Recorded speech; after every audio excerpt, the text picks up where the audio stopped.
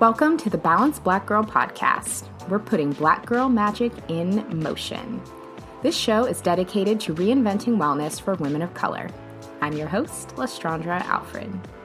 Thank you so much for tuning into this week's episode of the Balanced Black Girl podcast. Today's episode is going to be a little bit different from our usual Tuesday episodes where I am interviewing guests. In fact, this week, I, your host Les, am going to be the one in the interview chair. So this week's episode is going to be a rewind featuring the interview that I did with Taylor Nolan on the Let's Talk About It podcast. Recently, I had asked in the Facebook group, which is linked in the show notes if you haven't joined us there yet, what folks would want to see from some either solo episodes or episodes featuring me, what questions they would want answered, what topics would they want touched on. And I realized that a lot of the topics that people requested were actually featured in this interview. So I thought it would be fun to share more of a behind the scenes of Balanced Black Girl. You could learn a little bit more about me and my origin story if that's what you're interested in, and how Balanced Black Girl came to be from this episode. But before we dive into today's episode, let's go to the review of the week. This week's review is titled Advocate for Self-Care. It says, I love how much she advocates self-care for colored women. It helps me navigate how I want to take care of my physical and mental health.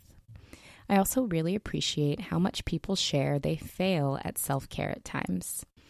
The vulnerability they share in this podcast is what makes self-care sustainable. So thank you so much for that review.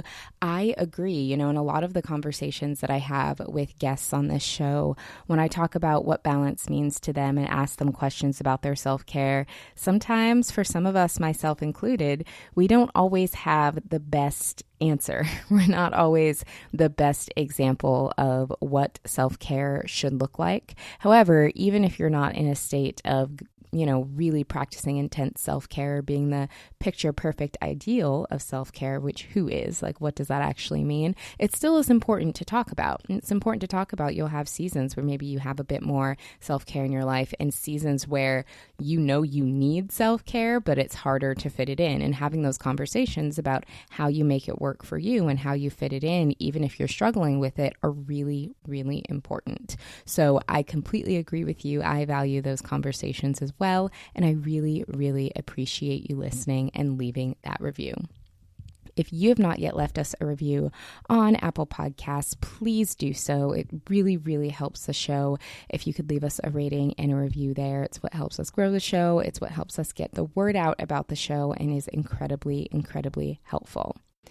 Also, if you haven't heard from our past few episodes, Balanced Black Girl is now on Patreon. So if you're interested in supporting the show and maintaining access to our Feel Good Friday episodes, because those are no longer published publicly, they are only published for our patrons, then you can head to patreon.com/balancedblackgirl, which I will have linked in the show notes there, because we really, really appreciate your support. And the last announcement that we have before diving into today's interview, where I'm in the interview chair, is that if you're in Seattle, I would love to see you at our live podcast event on June 21st. So next Friday, June 21st at the Collective here in Seattle, we will be having our very first Balanced Black Girl live podcast. And really the theme is all about creating community. We've talked about it on the show. Making friends as an adult can be really, really hard. Also, connecting with folks over wellness-minded topics can sometimes be really challenging, and that is really going to be the theme of the event. So I'm going to have some incredible guests, including Michaela Ayers, who is the founder of Nourish, Trina Baker, who is the leader of the Seattle chapter of Girl Trek, and Felicia Johnson of Fleet Performance, who are all incredible community builders, serving on a live panel recording for that episode, talking about building communities around wellness and how to make those connections on and offline. They are incredible. I am so excited to have them for the live podcast, and I would love to see you there. So we will make sure to have that linked in the show notes if you're in the Seattle area. Again, that is June 21st. We would love to see you there. And I think that that's enough for today's announcements and reviews and all of the things. So let's jump into today's interview with me in the interview chair, being interviewed by Taylor Nolan. Hello, and welcome to Let's Talk About It with Taylor Nolan. I am your host, and I am very, very excited about today's episode, partially because I think for the first time, I might have actually fangirled over this guest slightly. You guys might have heard an episode that I did a few episodes ago. I think it was 2 episodes ago with Sarah, and I've been introduced to this wonderful guest today through Sarah and have followed her on Instagram at Balanced Black Girl. She also has a podcast and have just loved her account and have super related to her in so many different ways. So I'm super, super excited to get into talking about body image, talking more about therapy, and talking about all things women of color. So welcome, Les, to the show. I'm so excited to talk to you. I'm so excited to be here. And the fact that even that you use the word fangirl and me in the same sentence, I'm like, what? Oh my God. Yeah, no, because I've honestly loved following your account. And it's I think it's really important on social media that we follow people that make us feel good. Yeah. And people that, we can scroll through and relate to on some level and not feel just depressed and anxious and feel like there's this weird standard, and people that are just being their real authentic selves. And when I see you on there and you're talking about your curls or you're in your robe or whatever you're doing, I'm like, whoa, yeah, I feel that. I feel it. And it's nice. It's really, really nice to see. I'm so glad that you said that, because I think social media users, we have so much power. Social media can be really, really challenging. We all know, but we also have the power of who we follow and of what we consume and give our attention to. Totally. It's very important what you do with that follow button. Yeah. There are many days that as I'm scrolling, I see something and I'm like, what?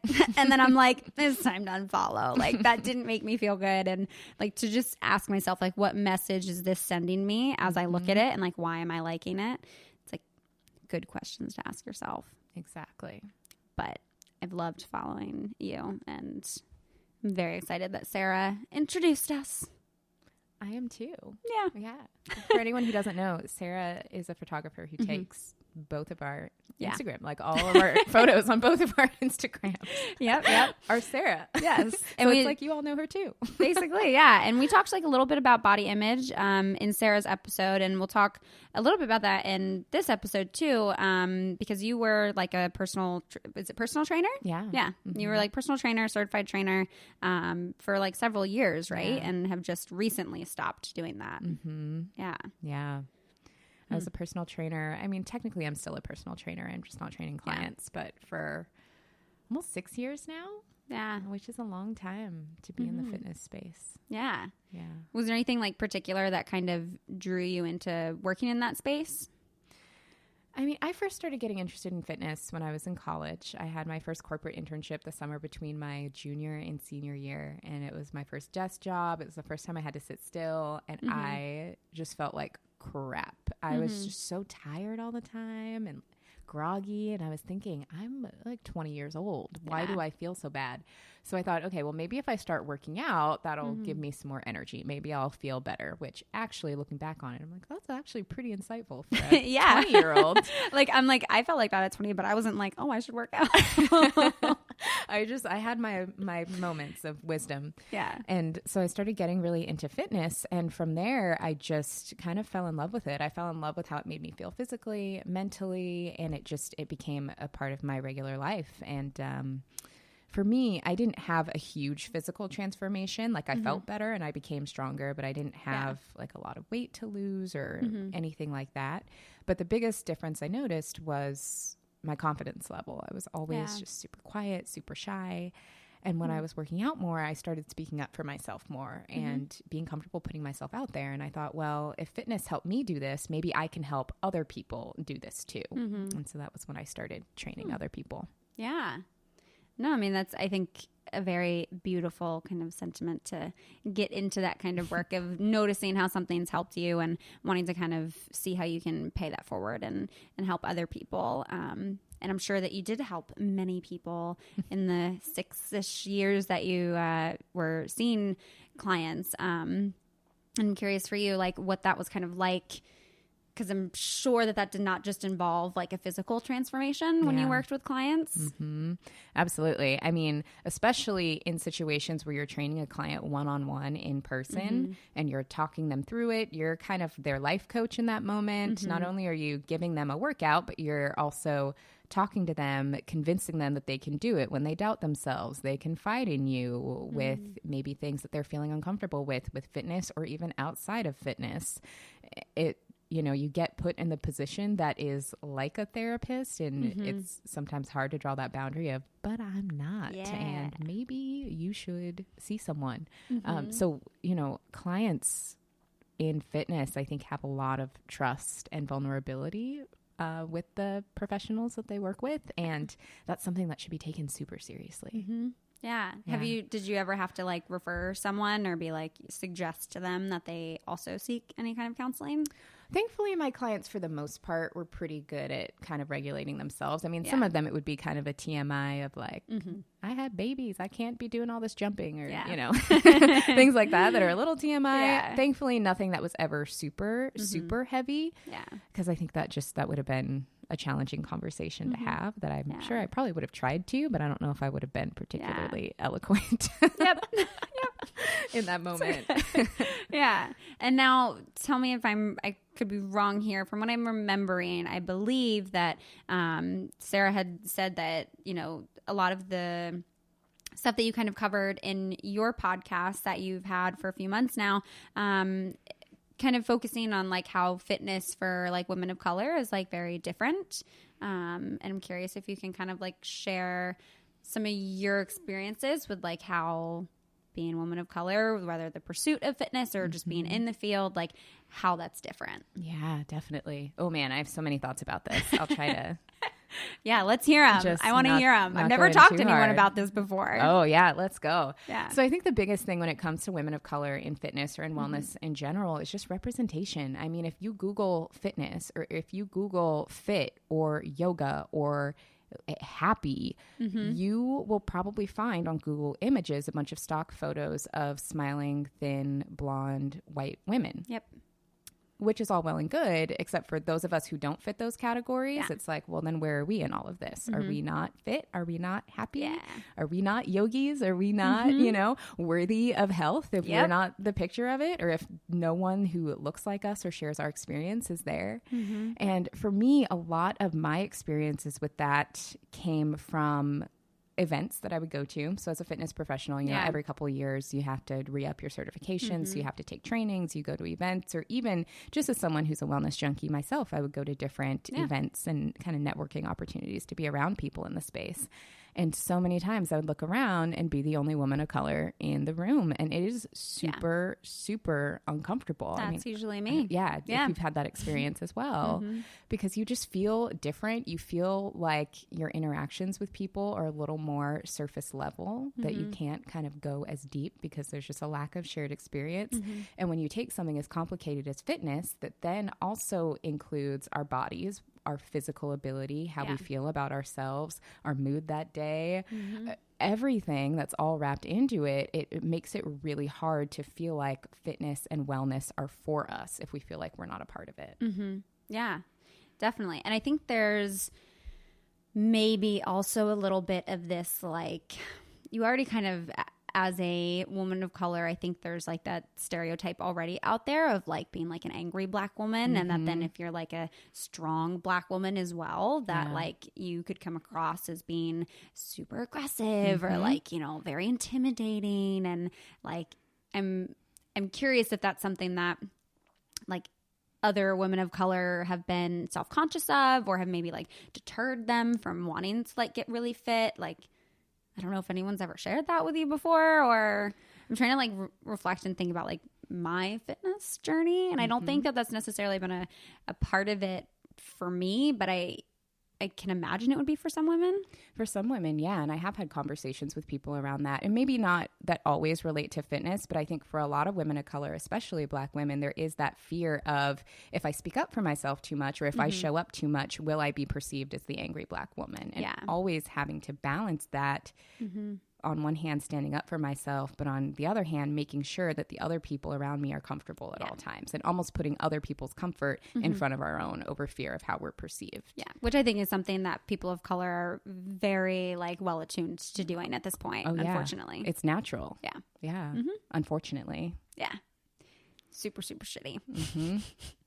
But yeah, I think that even I guess I'm just curious too, like when you think about, like you said, kind of going to some of these fitness events and stuff, like, yeah, I don't know that there really are women, even that I follow on Instagram, maybe aside from you, that are women of color and are like big in the fitness world. Like even when I was in Canada a few weeks ago, someone had suggested this girl who's like a really big in fitness and, you know, has just this amazing ass and just like such a good body. And it was a white blonde girl. And so like I look on the page, you know, and she's doing all this stuff. And first of all, she was doing like some really intense stuff that I was like, not for me. But second, you know, I was like, I wouldn't look like this. Like, and I don't think I'd be perceived in the same way that she's being perceived. So I was like, I don't actually feel as excited about following her as maybe you do. Yeah. Oh, I've had that experience so many times where I come across profiles and thought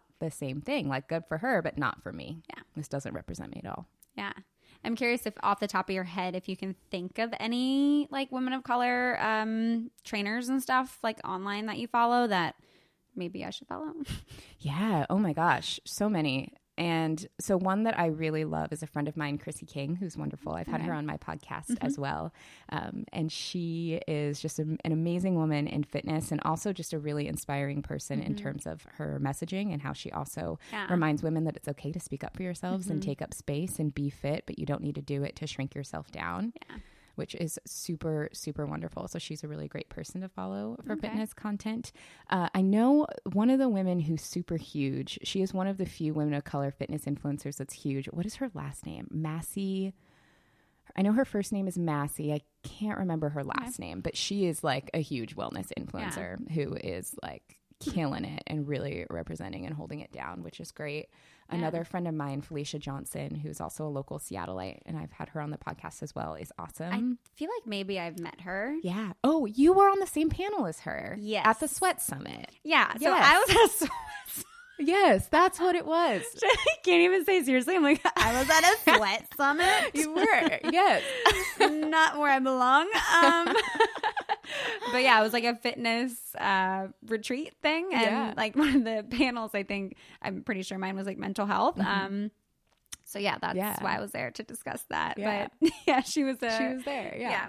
So she's a great person. And she actually just started another account where she shares like workout videos specifically. Okay. Awesome. Yeah. We'll put the links and the tags mentions for all those Instagram accounts in the episode notes description, so you guys can check them out as well. But that's good to know. Yeah, I should definitely follow her. Yeah. She seemed really cool. She had some very good insights from what I remember in that panel. And I'm glad to know that that there's other local people too that I can follow. And again, I think that's like what you said kind of at the beginning of talking about women of color in fitness is just the representation. Yeah. That, you know, I don't see that.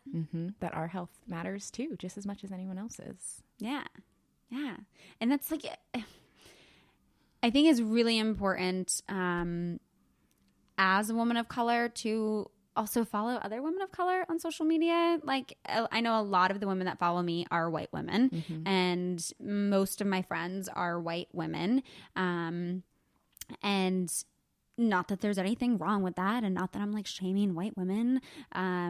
But I think it makes a huge difference to like be around people that you can relate to and that you can look at and kind of like see yourself in a little bit.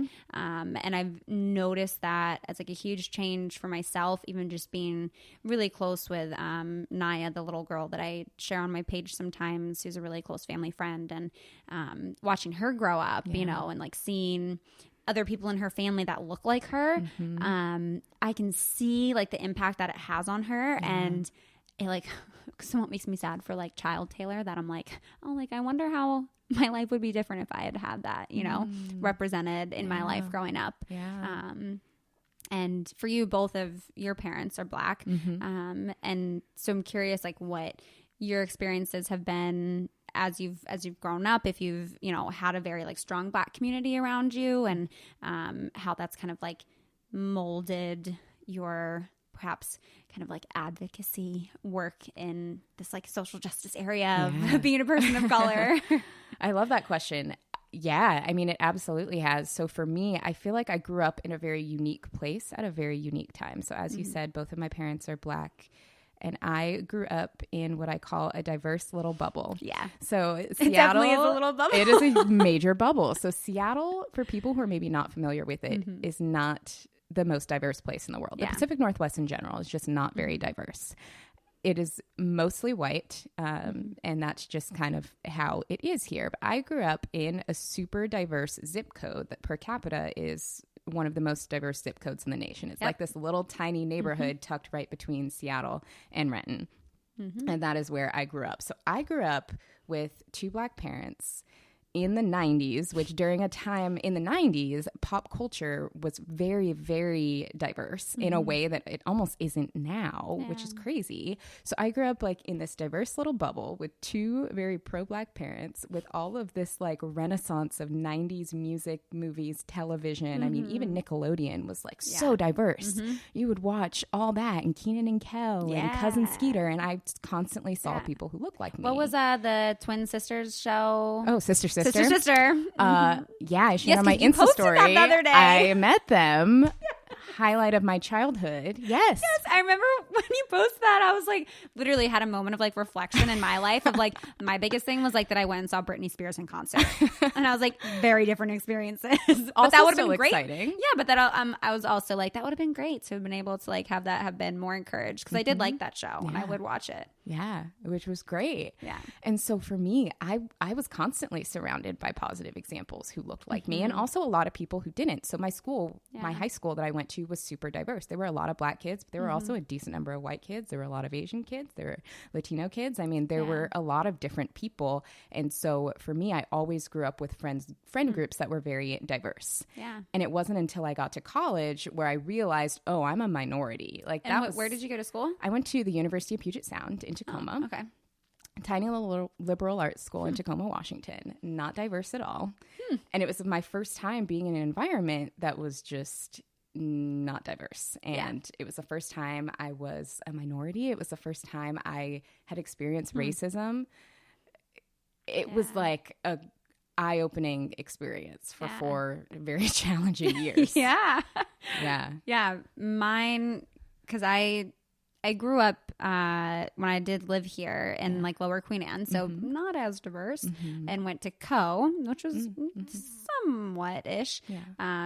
But my huge culture shock of like being aware of like, whoa, I'm different, was I then had to move to South Carolina for middle school. And that was a whole other experience. That's a major culture shock.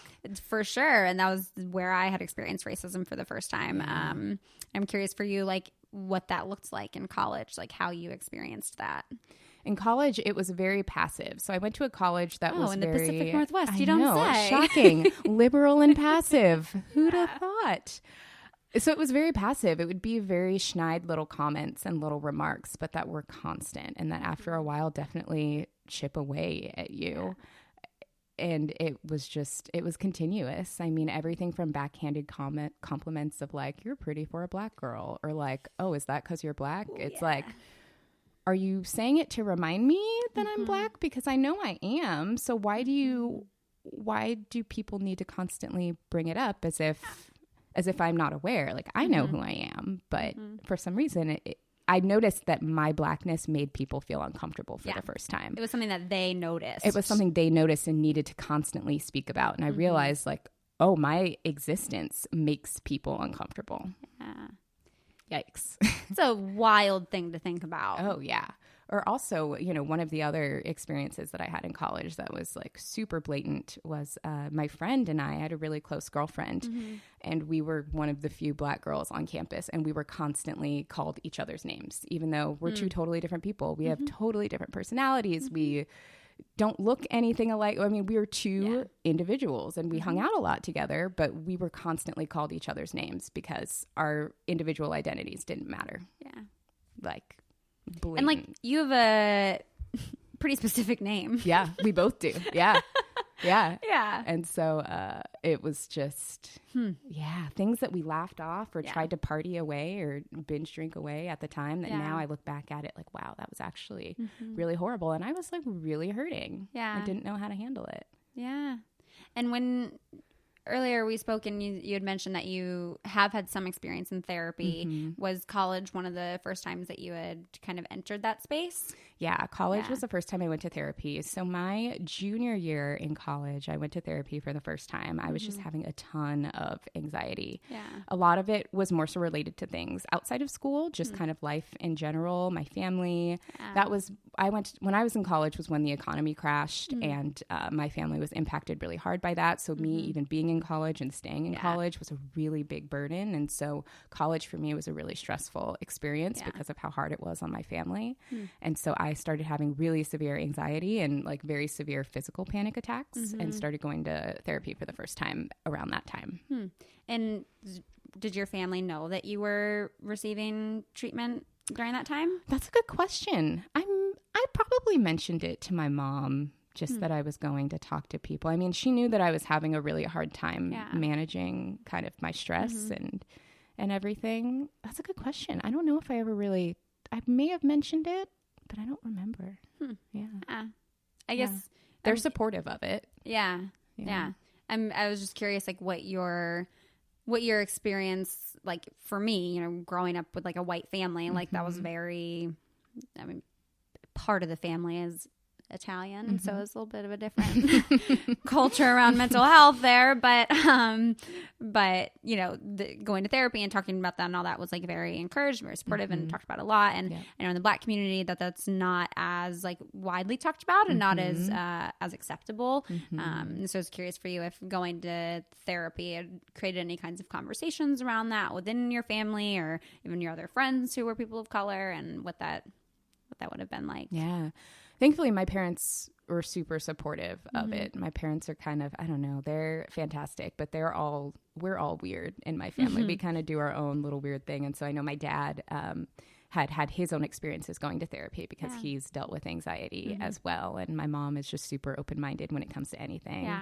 And so they were supportive of it. And even later, after college, I had gone to therapy when I'd been living with my parents for a while, and they were super supportive of it then. But there definitely is a stigma in the Black community for sure around therapy. And I think a lot of it really stems from fear of the unknown, a mistrust of the medical community in ways that representation of people of color being helpers. Exactly. And a big part of Black culture for a lot of people is also very firmly rooted in the church. So for Black communities, especially back in the days of after slavery ended, or, you know, during the Jim Crow days, it was like the Black church was kind of the only place that was sacred. And so you'll even see today, you know, a lot of older people saying, well, we can pray it away. Well, we can, you know, you just need to go to church, because to them that was kind of all they had, the only tool or resource that was safe for them. So they, you know, go for that method. And I think a lot of those fears are kind of rooted in that.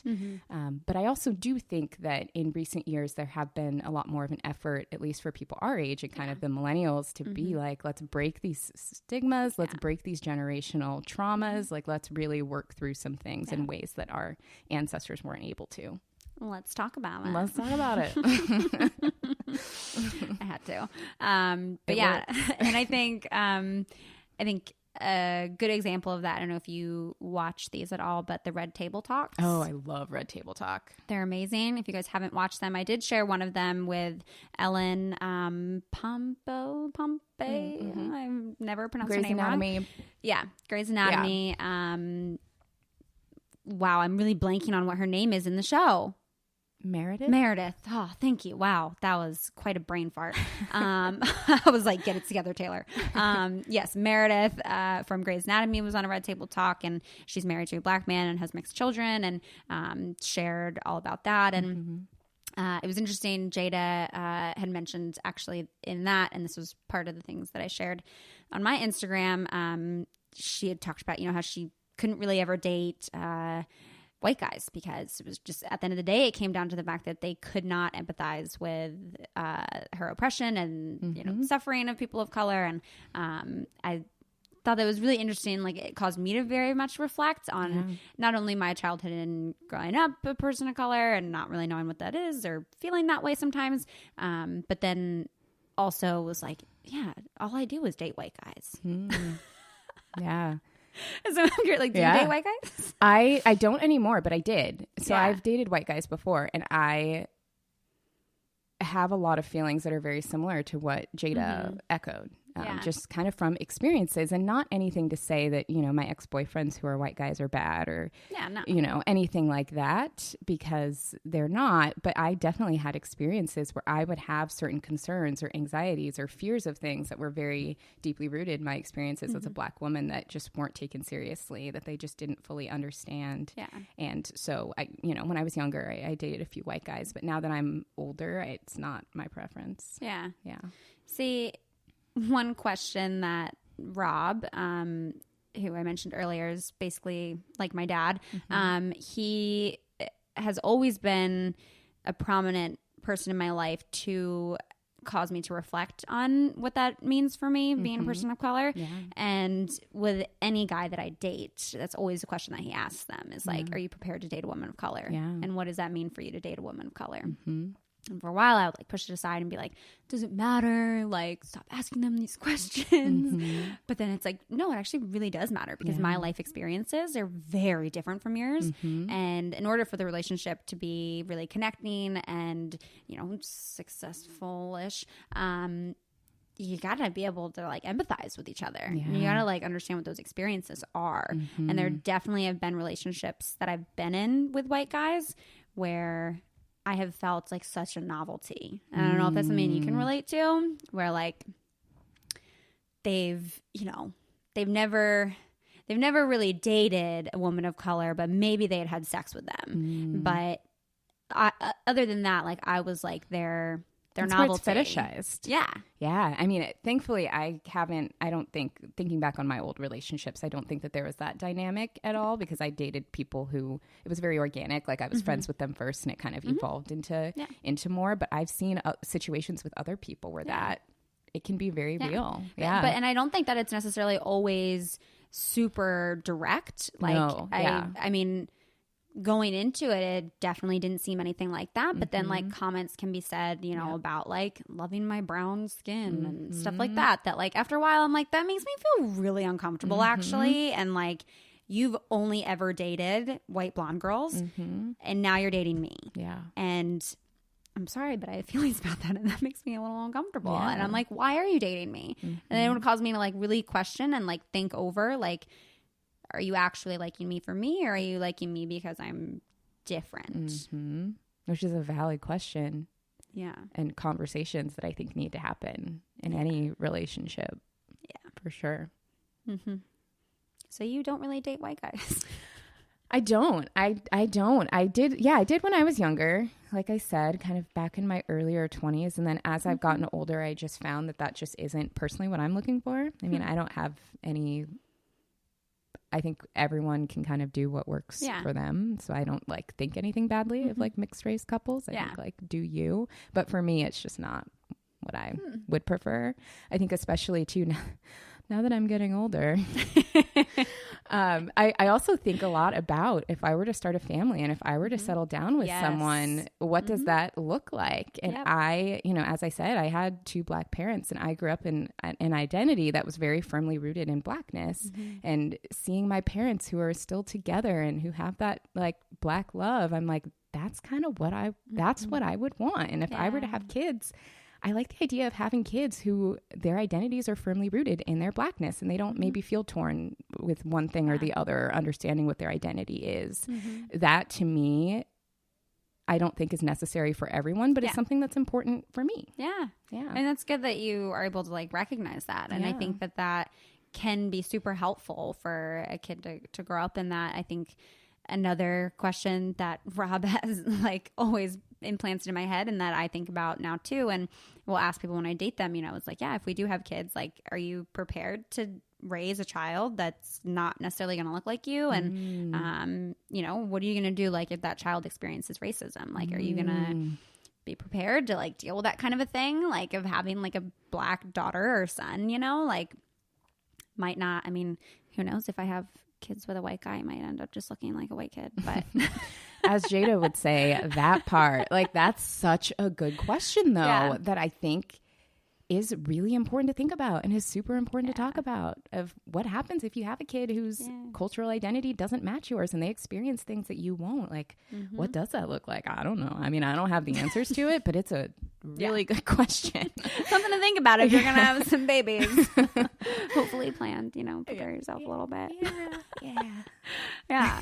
But no, I think that the, like, even just around dating in general, I'm trying to be open to dating like anyone, and it's not necessarily based on like preference of what their background is, but like if you guys click, and I think just naturally being someone that's grown up mainly around white people, and for you being someone that's grown up mainly around people of color or black people, that, you end up kind of finding who you kind of click with. Yep. And for me, it's always been white dudes with beards. There's nothing wrong with that. You live in the right place. I don't. I know. This is very true. And one piece along with that I've always reflected on in dating, and definitely want to hear from you on this part too, has been focused around my hair. And you guys always ask me, you guys listening, I always get questions about my curls and like what I do for my curls. And I know I've let you guys down. I don't say a lot about them. They're just kind of there. But if you want some really great like hair tips, you should definitely follow Les on Instagram because she does great updates on the curls and is really rocking them and embracing them, which I hear is a new thing. It is. Yeah. It wasn't until last year, summer of 2018. Yeah. So it's a new thing, but if you want those kinds of tips, I'm sorry, I haven't been a reliable source. So you should follow her for that kind of information. But I'm curious, A, like what kind of started this like transformation for you, and then B, kind of how that's played a part for you in dating, because I didn't know it's played a part for me. Ooh, yeah. I am really excited to dive into this because I love talking about hair now. I do. I didn't always. So my hair has always been a thing. Yeah. Ever since I was young, I've always had just long, large kind of attention getting hair. It just has always kind of been a thing. It's always been a thing that people talked about or would make comments about or come up and one of the first things I say about you. Yeah. Yeah. Ever since I was a little girl. Also because I probably had about the same amount of hair as I do now on like a much smaller body. Head. So it was like a lot more back then. And, but, also, again, being a child of the 90s when stick straight hair was in, I really, really wanted to straighten my hair. Yep. My mom, as long as I could remember, at least when I was younger, straightened her hair all the time. And so that's what I wanted to do. Yeah. And so I begged her literally for years. It took a couple years of begging. For so long, she was like, no, no, no. And so we started straightening my hair when I was 9 years old. And I kind of left it that way ever since. I want to say that's sooner than when I did. I think that might have been earlier than I did. Yeah. Yeah, maybe. Yeah. I got my first relaxer at 9 years old, and then I just kind of kept it straight from there on. So for a solid like 20 years. Wow. Because I'm 29 now. Yeah. And it was just kind of always how it was. Whoa. Wait. I have to wrap my head around this for a second. I'm like, wait, math. Okay. Yeah. You got this done when you were like 8, 9. 9, yeah. When you were 9. Yeah. And then you just kept getting it like relaxed? Yeah. I didn't get my hair relaxed a ton. Well, I don't know how a relax works. It depends on the person. So for me, I would get my hair relaxed like once a year. like every year. What does that mean? Like a relaxer is a treatment basically that chemically straightens your hair. It's kind of very similar to like a Brazilian blowout or like it's very similar to that. Yes. Super similar. So how often you do it is a matter of preference. Yeah. For me, I only did it like once a year, also because my mom didn't want it to damage my hair. Some people maybe do it every few months. It just kind of depends on what you want to do. But then when they do that, you can like still like wash your hair and it just stays straight. Yeah. And then it just stays straight. That's like some crazy science shit. It's really bad when you think about it. Yeah. Like That's that like- can't be good for you. Not at all. Yeah. I'm also revealing just how white I grew up because I did not have any kind of exposure to any of that. So Really? I'm like, I have no clue what that really means, what that experience I feel like is. most Black girls my age or older, this is changing now that natural hair is becoming more people are accepting it. I think Thankfully. young girls, it's not as much of a thing, but I feel like for my age and older, most Black girls can remember their first relaxer. Like that is a part of growing up. It's a rite of passage. It's like your first period, your first bra, your first relaxer. Wow. Yeah. Yeah, I mean, I remember I did consider getting. I was just always referred to as like permanently straight, but it would be like for a few months or until it something grows like out. that. Yeah, Yeah. And I had considered doing that, but I was always so scared of like, what if I do want my curls one day, and then what if I can't ever have them again? So I never did it, but I would straighten. But okay, so you had that for like for a long over time. a decade. Yeah. So we would relax it like once a year until I was 21. That was the last time I relaxed it. So I had really long hair when I was in college that was super just damaged from being relaxed. And then when I was in high school, I also had a lot of chunky blonde highlights. Yep. It was a great look. The 2000s I had that in middle were school. great. Yep. It was bad. My hair was super long, but it was just ratty. It was damaged. I had like broken up with my first boyfriend. I was like, I need a change. I need to cut it all off. Dumbest thing I've ever done. So I cut off like 11 inches of hair into a bob. Oh my God. Taylor, it was Okay, like, first, bobs with curly hair is like I know. super Well, no, I was hard. still straightening it. We weren't curly yet. I couldn't. Okay. And then, so it was still straightened. And from there on, I would just straighten it with like a straightener. And I found that I didn't really need a relaxer. I was like, I don't feel like I need this anymore. My mom had recently also given them up because we were finally like, these have to be really bad for us. Like, let's stop. So then I went a solid 8 years of just straightening with like a straightener and not chemically straightening it.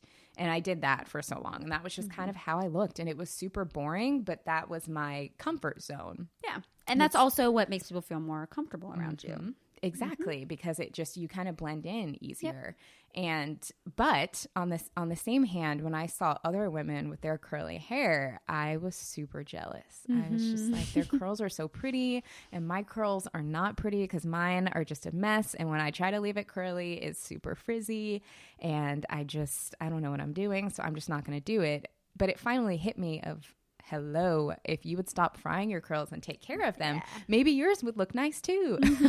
I don't know why it took me, 29 years to figure that out, but it did. And so this past summer, I just was like, you know what? I am sick of this. That's not me. I just want to kind of embrace who I am more. I want to learn how to take care of them. I had to accept that like at first, after 20 years of straightening, my hair is going to look crazy and it's not going to be that cute. But if I can just take really good care of it, maybe it'll get better. And it became a really big part of my brand and also my identity and people asking me about it. And, it's really hard to blend in when you're walking around with a head of big curly hair. And that was also a big part of why I didn't do it for so long.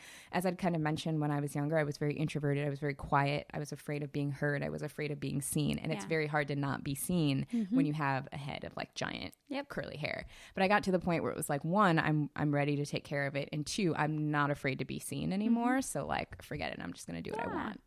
Yeah. That's beautiful. Yeah. I'm so happy for you. I'm so glad that you've reached that point. Because, that's beautiful. Thank you. Only took like my whole life, but it's fine. I think it's a really interesting process to go through. And like, I cannot relate so much to like just like the length of time of going with having straight hair. Yeah. But every time I go to straighten it, it's a emotional process, and it's like mentally draining sometimes, going back and forth and back and forth and back and forth, and noticing how it changes like my demeanor and how I feel about myself and how I carry myself. Even it changes. It completely changes how people interact with me, especially in dating. That's always like a big marker for me of like how you treat me and how you accept me and how you talk about my curls. Versus when it's straight. And that's like, you know, are you really accepting like the real me, you know, and like how much am I allowing myself to be me? If I would date a guy and felt like I needed to go straighten my hair before I went on a date with him, deal breaker. Wasn't like, me. No. Like like to me, it was like, no, he wants like white Taylor. And like, certainly there is part of me that is that, but at the core of who I am, like I am curly. Yeah, absolutely. So yeah, I can't even imagine like just how big of like a transformation that is to go through from just such that length of time. And I can only imagine that it's like been a journey of like self-love and like having compassion for your curls, because it can sometimes feel like they're fighting against you. Oh yeah. We're all on their time. Like they call the shots and we go with it. Yep, absolutely. But I think there is like it's difficult to reach that place of like feeling empowered by your curls and feeling like confident with them. I don't know for you because you had such that length of time where it was just straight, but you know, even like in middle school and in high school, even when I would wear my hair curly, like I would legit get made fun of for my curls. And then during college and kind of after that, it was like I get praised for my curls. And just kind of this like back and forth and these kind of passive like backhanded compliments. And even sometimes, you know, these white girls with straight hair or the curled hair who, you know, it's like, oh, I love your curls. I wish I had your curls. And that kind of a thing. Even that is like kind of uncomfortable to take in sometimes, where it's like, uncomfortable. No, you really don't. You don't know what that means. You don't know. You don't know what that means. And I think you bring up a really interesting point, because I think when we're kids, anything that's different is kind of seen as bad or unfamiliar. And that's why kids make fun of it, because it scares them. And then when we get older, anything that's different is kind of fetishized. And it's really interesting to see. It's almost like a light switch that flips. Yeah, like definitely. It's all the things that you got made fun of for in high school and middle school that end up making you cool as an adult. Exactly. Which is ridiculous. Yep. But yeah, I think even... and again, like it's so sad for me as I reflect on like being a woman of color. And that's why I'm like, I need to like, if it's not already in my community, I need to like actively seek that like for myself, like being with Naya and watching her grow up and like seeing her with her big head of curls and whatnot. Like, I'm like, yeah, I relate to that. Like I see myself in that. And like, it allows me like to connect with her in a different way. And just even seeing how people comment on her and comment on her curls and like what messages that's sending her, like how you said, from even just being young, like that's one of the first things that people would see of you and comment on and notice about you. And it makes it like such a just such a specific thing about you that like has so much attention on it. And yeah, when you like are shy and don't want to be seen and don't want to have to be. That was me as a kid. Yeah. Then it's like, yep, time to straighten it. Time to hide. Yeah. Time to blend in. Exactly. Ugh. No. I'm curious a little bit for you, like how, if you've reflected on this in the last almost year that you've been doing this with your hair, of like how you feel about yourself. Like now kind of versus then looking back. Yeah. What's funny is I think leaving my hair in its natural state has been, I joke and I say that it was an iOS update for my personality because it has been. I feel like ever since I just started showing up as unapologetically myself on the outside, kind of who I am on the inside rose to the occasion. And I was able to just be more unapologetically myself in other ways as well, where I now that I'm like, well, everybody can see me because I can't really hide. And then I just started showing up more kind of in everything that I did. And it's been sometimes a little bit overwhelming, but also really refreshing, where I feel like I'm truly comfortable with myself and here I am. And this is what we gonna do. Yeah. You're like, this is what you have to work with. This is me. Exactly. But it has been interesting from dating, because I realized I forgot to answer that part of the question, is that men are like so into it, like in a way that is just really, really weird. Like I used to go out and not get hit on, no one talk to me, no one look at me whatsoever. I start leaving my hair curly. Even last summer when I first started leaving it curly and it looked like a hot mess, they didn't care. It was like something different. It was like, oh, yeah, different. Like so, they love it. I have my take on why I think that is, and it could be wrong. My take on that is like, sometimes for me, when I wear my curls, I feel kind of like, I would say this more so in summertime. In the winter, I feel more like when my hair's curly, it's like up in a bun or I'm straightening it. Also just because I'm like, I don't really know why that is. But anyway, in summertime, at least, when I'm wearing my hair curly and I'm, out in the sun and then I'm out at night or whatever, I'm going on a date, like I feel way more empowered with my curls and I feel almost like a wild woman. Like I just feel like, I feel kind of like I'm a boss ass bitch.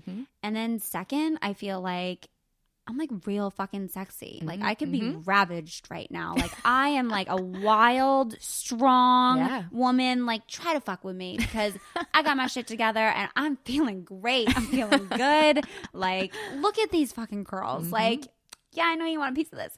So it's like sometimes like that's my like mindset when I'm in my curls. And I feel like people can guys, sense that. Yeah, not only can they sense that, but then I think like that the curls almost in a way like from guys, my assumption, see it as almost kind of this like wild woman thing of like it has a different kind of like sex appeal to it that I think can be really attractive, especially when you have that confidence with it.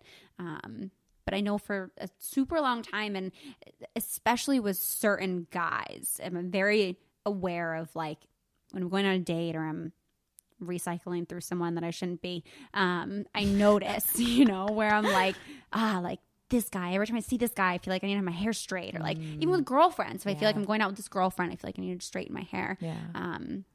Of being like really aware of that. Because it just changes your whole mental state. I know it might seem silly that we're like just talking about hair, but like it's no, so it much has more like than that. It has a great impact. It does. Yeah. And I agree with a lot of what you said. Yeah, like the wild woman thing. Like, yeah, does that make no, sense? I think that's real. I think that there's still a sense, and I think especially with men, they still have a little bit more of like primal. Yeah, you know what I mean. That's what like it feels so like. Yeah. Primal for me. Like it feels so natural. Like I'm just like, oh, like this is me. Yeah, untamed. Yeah, exactly. Like it feels like I can do anything sometimes, and I think I don't know if you have experienced this. I mean, you were a trainer for a while, and I don't know how kind of professionally you show up for that. But I know for me, even sometimes like with sitting down with a client or going and having a meeting with someone, there was definitely this sense that like my curly hair wasn't going to be professional and that I needed to like make myself, a little bit more quote unquote professional, which in a way felt like I was whitewashing myself. Yes. Yeah. I mean, that's exactly what happens. I think a lot of our standards of beauty are very Eurocentric. And I think even for me, that's something that I still struggle with where, I identify as a Black woman. I have 2 Black parents, but someone who maybe doesn't know my family or doesn't know me could look at me and think that I'm mixed. Yeah. And not to say that being mixed is a bad thing, but there is also this perception that lighter is better. Or if you have a certain type of curly hair, that's more acceptable than another. So it's this idea that Blackness is only beautiful when it's more white, mixed with, or not diluted with, but closer to a closer proximity to whiteness. And that's something that is really wrong and really messed up. Yeah. But is prevalent. I think in a Red Table Talk, Jada's mom, I'm blanking on her name. They call her Gam. Gam. Yeah. I think she referred to it as colorism. It is colorism. Yeah. And like, especially within the Black community, this sense of colorism, which a lot of people I think refer to as like, what's the word I'm looking for? Like they consider it like internal racism or something. Internalized racism. Yeah. Where it's like, being racist within your community. Mm-hmm. But then I was like, oh, that's colorism. Mm-hmm. It is. Yeah. Yeah. And it's definitely something, maybe you could relate to this. I don't know. Tell me if you do. For me, in my experience being mixed, and I've talked about this a little bit in previous episodes, where it was somewhat difficult, like, to make friends growing up because there was this perhaps sense of colorism where I was too dark for some of the white girls, but I was too light for some of the black girls, that there was just this discomfort with my color. Yeah. And being like a lighter skinned black girl, I don't know if you've experienced any of that kind of like colorism. I really haven't. Not in a way that felt really apparent. I mean, I am super fortunate that I grew up in an area where I think situations like that are hard when you are other. Yeah. Where you're either too light for this or too dark for that, where you are, no matter where you go, you're kind of other. And I feel like I grew up around a lot of people where we were all kind of other. Yeah. Like everyone was other in their own way. So it was like no one really... Yeah, so it's not going to matter. It wasn't really a thing. Yeah, but it is still very real. And I have still been in plenty of situations where maybe I'm out with a girlfriend and she's darker and I can see people treat her differently. And it like infuriates me. And I think sometimes where it's a slippery slope is when things like that happen and it doesn't infuriate people, where they kind of either take advantage of it or see it as a compliment, but it's not. Like it should infuriate everybody to see people treated differently off of something so trivial. But it's real. I mean, it happens every single day to people. Yeah. I'll share a quick story because it was like very infuriating. And I think it's important because I'm sure other people say this, and I think I should have called this person on this statement more, but I didn't.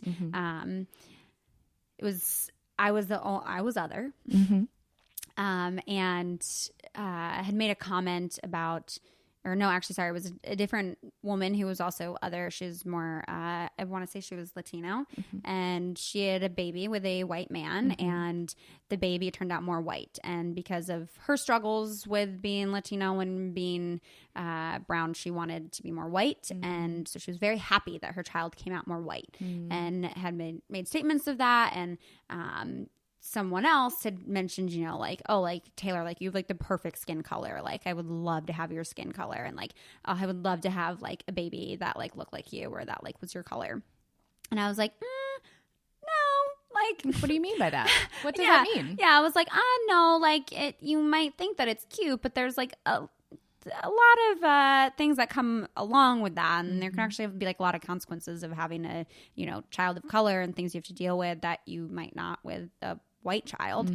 And they were just straight up like, no, I don't care. I would way rather take like having like a brown baby. And I was like, and basically it was just like, felt a bit like it was a losing conversation to have. But I think it is really important to call those things out and to kind of like not only surround yourself with a very diverse community of people, but also to like call that shit out, that like it's not okay to like praise someone necessarily for their skin color because it's not this or that. Like, it's uncomfortable. Yeah, I mean, I think in situations like that, people just don't know what they're talking about. I'm like, that person just doesn't know what they're talking about. No. Like, it just is. No. Yeah. I'm like, what do you mean by that? Yeah. Yeah. I think, again, it's like the standard of beauty. And I think that's where a lot of the colorism comes in. And I think that's where a lot of like wanting to straighten your hair comes in and all of that. And do you remember, like, have you straightened your hair at all? I haven't straightened my hair since June 2018. Whoa. So, yeah. Dang, girl. I know. It's been a minute. I think it is very I'm scared helpful. to now. Yeah. I think it's very helpful to like follow other people and like to, I don't know. You don't necessarily want to have only friends with curly hair. I don't think that's appropriate to encourage. That's not diverse either. Yeah. Yeah. But I think like to at least follow on social media if you can, people that you can relate to, because I think, you know, even when I see like you own your curls, I'm like, yeah, like own your curls, girl. Like fix this shit up, you know, like take care of it. Like you don't need to just straighten it. Like sometimes it feels like that's the easier way. But I think it's also really important, and maybe it's something you've reflected on at all. Like, have you determined when or why you would straighten your hair again? Yeah. I do think about that. I mean, no time in the foreseeable future, only because it took a lot of like hard work and dedication to get my curls healthy again, that I'm scared that if I straighten them, I would just be reverting back to all the damage that I've worked really hard to undo. Part of me is kind of curious about how long my hair actually is, because those of you who don't have curly hair may not know about this thing called shrinkage. So it's like our hair looks way shorter than it actually is. So I am kind of curious, like, how long is my hair? If it were straight, I could actually see it. But honestly, I feel like I look back at pictures of me from just a few months ago with straight hair, and I'm like, that doesn't even look like me. Like, that doesn't look right. Not that I don't think straight hair doesn't look good, but like, it's now just so not me that I'm like, I don't even have a desire to go back to it, because I just feel so much more myself. Yeah. Interesting. Yeah. I think to your point of like, you look like a totally different person. I've always said that's I'm like, that's one of the fun parts of dating someone with curly hair, is you get to date like 5 women in one. Exactly. Because we can look like, we can look like all these different kinds of women all in one. So it's like, you don't get bored. We keep it exciting. But I think I agree with you in the sense that like, when you look at photos of yourself with straight hair, you're kind of like, who is that? Like, that doesn't look like me. Like, definitely the photos where I feel like I am my most authentic self are with my curls. But I think there's something to say to like understand your purpose in doing something.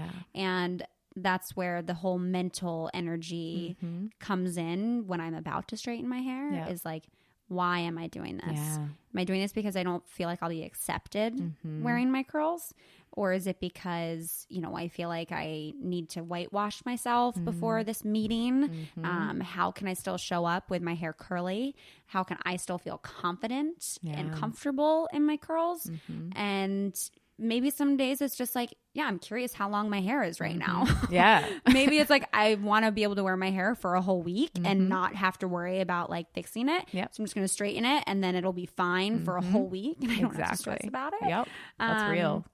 Sometimes it's like the convenience part. Sometimes it's, you know, feeling self-conscious and wanting to whitewash. Sometimes it's wanting to just try a different hairstyle and, you know, be a girl and just like play with my hair.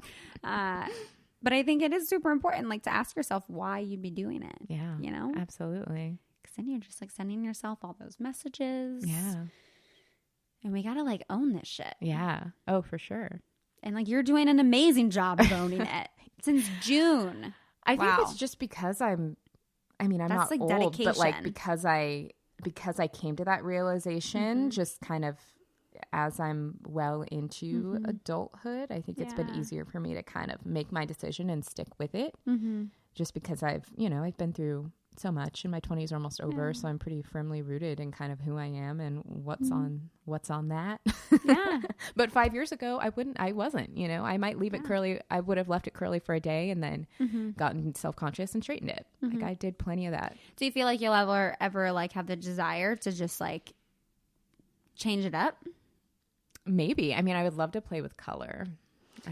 That would be fun. I feel like that's also equally bad for your hair. It is super bad. I know. But like, I don't know. It could be fun. Totally. I haven't dyed it since high school. Mine's been a few 5-ish years since I've put any color in it, and I might be putting color in it soon. 2019, the year of change. You know, everything's changed in 2019. I think like there's honestly so much more we could talk about on this topic of curly hair, just because it's so much more than just your hair, which sounds so cheesy, but it's a lot of identity that you go through. And I'm like very happy to hear that you feel more so like you're being your authentic self and showing up in like a very different way. And I think that comes through, and like hopefully you see that. I mean, I think even like on your page and through doing your podcast and stuff, that like this is the thing that I think is always so beautiful about when people do show up authentically, and that they're always so scared of is that people aren't going to accept you. But when you actually show up as your authentic self and you're vulnerable and you let yourself be seen for who you are, that's when people connect to you even more. Exactly. And I can only imagine, I mean, your following has been like all super authentic and like you've grown it, which is like so impressive. But I think like, I imagine you only see that like continue to grow as you show up authentically. Yeah. And I mean, I think also too, the cool thing is that I've started to attract different types of people as well, of people who are, of maybe girls who, you know, felt like they were looking for something in the fitness space, but didn't feel represented by it. Or maybe a young girl who has crazy curly hair and doesn't know how to fix it, but really likes looking at my stories for recommendations. And she can kind of relate to me about that. And people who, a year ago, you know, they wouldn't have gotten that. And so knowing that I'm serving people who I think really need it because they don't feel as seen. Yeah, curly-headed girls need this shit. We need. That's like I feel very guilty sometimes if I do a photo shoot and my hair's straight, and I'm like, fuck, I should just done it curly and shown that I can like own my curls, you know. And maybe when I'm closer to my 30s, I will tell you it. For me, I really personally matured a lot over the past year. I don't know. I mean, I don't know if because I was just super immature before or if there's something to like approaching your 30s. But for me, last year, like 2018 for me, as I was 28 turning 29 was like a very transformative time in my life where I just gained a lot of clarity about who I was and kind of my place. And I don't know. So maybe in a couple years, you know. Maybe I'll not straighten my hair for months. I don't know. I don't know. Yeah. I feel like that probably won't be me. I admire it so much in you. And I think I'll allow myself to still straighten it, but I'll be very aware and cautious of my intent and why I'm doing it. Yeah. And don't feel guilty if you do. Yeah. That's where like I try. No guilt. To encourage other people, you know, like if it's something like you want to do just for the sake of like, I want to try out a different look today and like, you know, get done up in a different way and you're excited about that. And it's not like a, you know, I don't want my curls, but that it's like, you know, I'm just curious about doing something different. Then absolutely allow yourself the freedom to do that. Totally. Or even people who are, you know, like I was a year ago, just not there yet. Like I'm not going to shame anybody who still wants to straighten their hair, rock a weave, chop it all off, shave it all off. Like if you want to pull a Britney, you want to pull a Britney, through, you will too. Listen, like do whatever it is that you want to do, that you feel ready to do. And even though it's so much more than just hair, it is still just hair at the same time. Yes. And it's okay to just play with it. Yeah, absolutely. Yeah. Absolutely. Again, we could talk so much more about this. I'm going to leave it to you to talk more about it on your page. So if you guys want to hear more about this or like see how she keeps her curls for like super long and they look fantastic. You always do this like bun too, like an up bun. And it looks so stinking cute. It's literally a ponytail. I just have so much hair that my ponytails are massive. Yeah. Like our curls are definitely different, but like... I'm like, shit, she looks so fucking cute. But yeah, so you guys should follow her at Balanced Black Girl. Then she has her podcast as well. And I will also actually be a guest on that podcast and we'll talk about some fun stuff on there. Yes. I will also link the link to that episode in the episode description notes for this episode. So if you want to listen to that one too, do a little back-to-back action, more than welcome to. And yeah, thank you so much for being open and talking about all this on here. I was very much looking forward to this and did not disappoint. Well, thank you for having me. I know, so was I. I mean, if I'm coming on Let's Talk About It, I'm ready to talk about it. You're ready to talk about it. So cheesy. We're doing so well. Okay, well, thank you so much again. And thank you guys so much for listening.